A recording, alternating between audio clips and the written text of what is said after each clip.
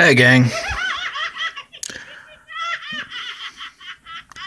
Welcome to another edition of Doc's Holiday Schlock, where it's a review of the movie Slaughter High. Jeez.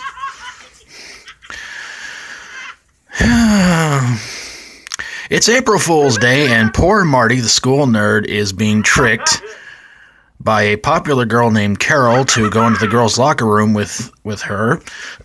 Excuse me.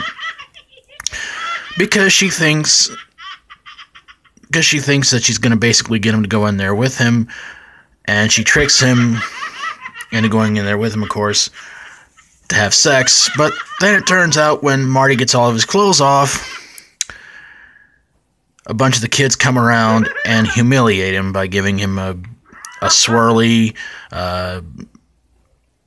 giving him all kinds of trouble, giving him an electric cattle prod and all kinds of stuff. I don't really want to go into what they do to the poor guy, but trust me, it's terrible. And then it's sometime later, and Marty's in science class, and a couple of students give him a joint that's laced with poison.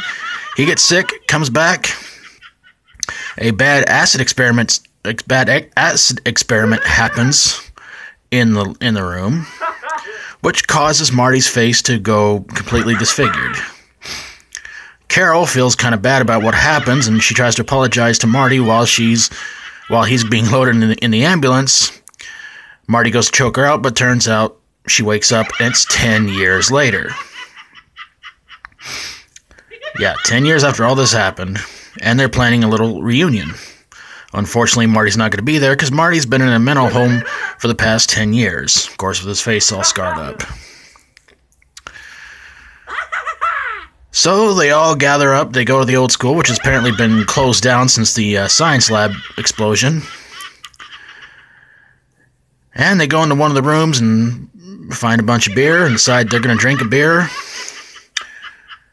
But that turns out to be a bad idea, as the one who drinks the beer, Ted, it turns out there was acid inside one of the cans. His stomach explodes and they all run out of the room. But really the first victim of Marty's is the janitor. Well, Marty goes on his killing spree, getting another one of the students in the bathtub with acid, getting one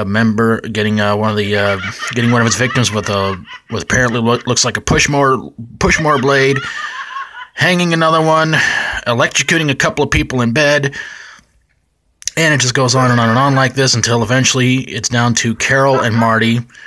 And for some reason, Carol can't figure out who the Jester Killer is, but it's pretty obvious we all know who it is.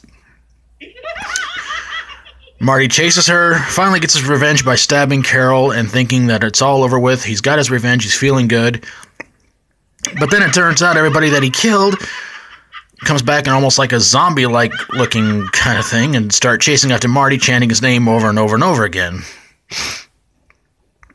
Until finally they're able to corner Marty and get at him, but then he wakes up with his face all bandaged up, still in the mental hospital.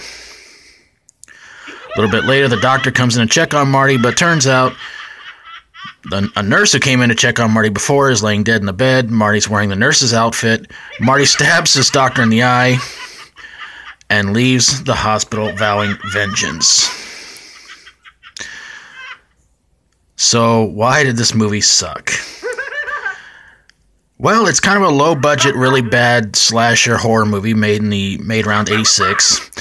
But I think ultimately, overall, they went with the idea of everything that happened was a dream, and they didn't do it once, they did it twice.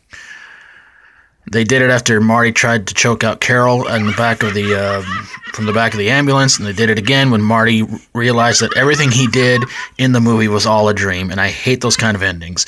It's almost like they just went to the file cabinet of cliched endings and go, what can we do to kind of sort of really screw up this ending?